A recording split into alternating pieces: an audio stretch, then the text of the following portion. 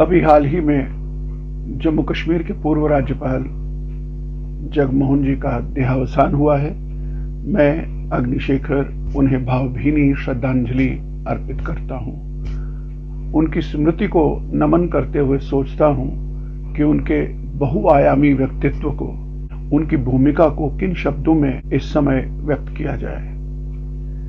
दोस्तों, कई बार शब्द असमर्थ होते हैं एक युग पुरुष के बारे में कुछ कहने, खासकर ऐसी स्थिति में जब वो हमारे बीच न रहे हों। याद किया जाना चाहिए कि जब दूसरे चरण में उन्हें तत्कालीन प्रधानमंत्री वीपी सिंह और तत्कालीन केंद्रीय गृह मंत्री मुफ्ती मोहम्मद सैयद ने जनवरी 1990 में कश्मीर भेजा था, उस समय कश्मीर किस दौर से गुजर रहा था और क्या स्थिति थी।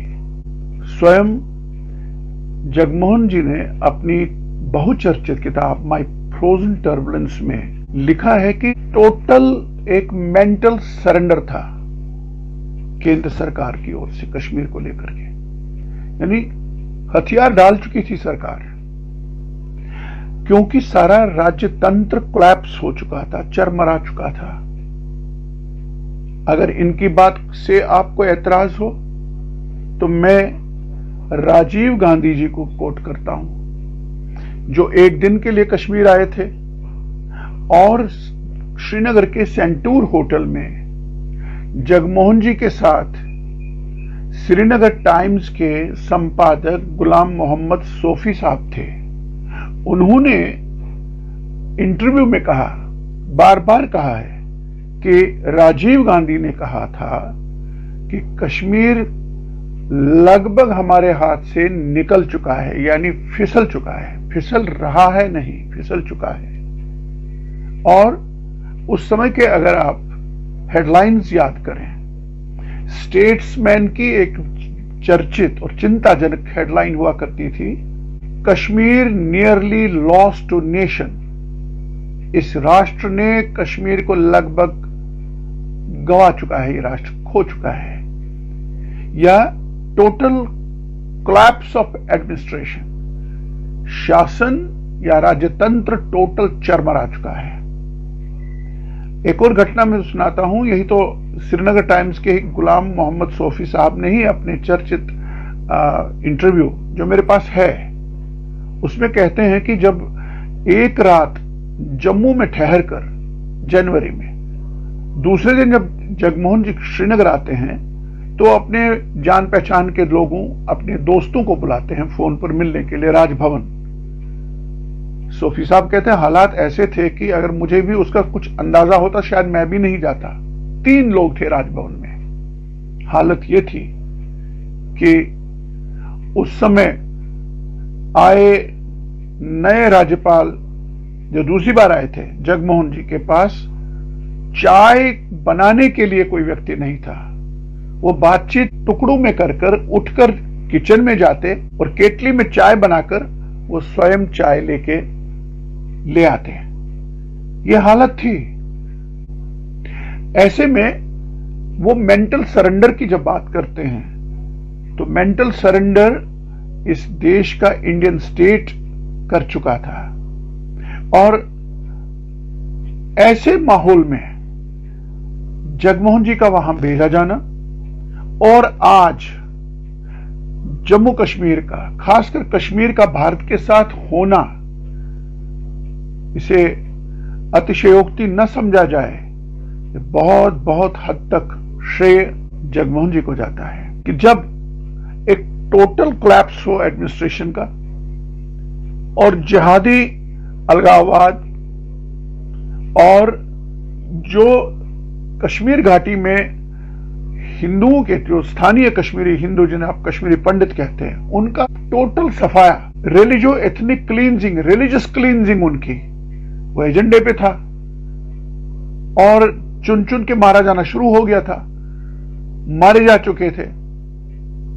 और ऐसे में आपकी एडमिनिस्ट्रेशन, आपकी ब्यूरोक्रेसी, आपकी पुलिस, न्यायालय, अदालतें, कुछ नहीं था जो फंक्शनल था।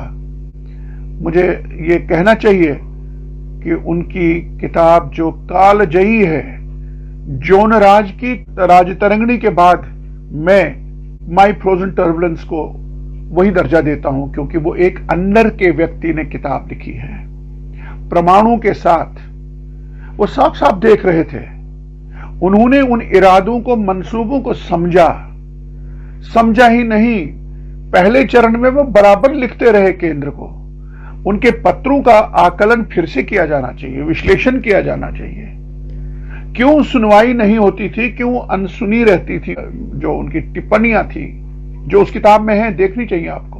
और वो पत्र दो जो स्वर्गीय राजीव गांधी के नाम है, एक में तो वो साफ कहते हैं, राजीव जी जो स्थिति कश्मीर की है, एक प्रभावशाली हस्तक्षेप करिए, आज अभी भी मौका है, कल शायद बहुत देर हो चुकी होगी। ऐसे पत्र अनसुने किए गए, दरकिनार किए गए। ऐसा क्यों हुआ? क्यों एक मशीन चली, अफवाहों की मशीन, बदनामियों की मशीन, झूठ के पुलिंदे गढ़े गए? कश्मीर में उन दिनों हर कोई व्यक्ति, दिल्ली के स्यूडो सेक्युलरिस्ट और कुछ ह्यूमन राइट्स, ये सारे ग्लोबल्स हैं। झूठ इन्होंने इतना गढ़ा जगमोहन के बारे में, कश्मीरी पंडितों को इन्होंने निकाला, सारे कश्मीरी पंडितों को कहा तुम जाओ, मुझे फिर जो मेजॉरिटी कश्मीर में है मुसलमान को मारना है। मुझे नहीं लगता है कि इस सदी का कोई इतना बड़ा झूठ हो सकता है जितना झूठ जगमोहन को लेके गढ़ा गया, क्योंकि हम खुद विक्टिम्स हैं। हमने देखा है हमको किन्होंने मारा, किन्होंने धमकाया, क्यों धमकाया। एक एक कश्मीरी पंडित के मन में जो अपार प्रेम जगमोहन जी के लिए, उसका एक कारण यह है जो मैं कई बार सोचता हूं, वो ये है कि उस दौर को या तो कश्मीरी पंडित समझते थे या जगमोहन समझता था, दो तीसरा कोई नहीं समझता था। इसलिए वो संवेदनाएं सारी उस व्यक्ति के साथ जुड़ गई जो उस समय कोई भाजपा का व्यक्ति नहीं था, कांग्रेस की पृष्ठभूमि थी, संजय गांधी की पृष्ठभूमि, उनके सानिध्य की पृष्ठभूमि थी। लेकिन ये व्यक्ति आया, उसने पारदर्शिता के साथ देखा, एक एक्सरे उसके पास था। ये यूं ही नहीं है मित्रों, माई फ्रोजन टर्बुलेंस जगमोहन शुरू करते हैं पोएम से, ऐसा हो चुका है, ऐसा ही होता रहता है, आगे भी होता रहेगा ऐसा ही, यदि इसे रोकने के लिए नहीं किया जाए कुछ। ये साफ 4 पंक्तियों में कहते हैं कवि की कविता से। कश्मीरी पंडित उन्हें ठीक से समझते हैं, वो भी हमारे दुख दर्द और त्रासदी को ठीक से समझते थे।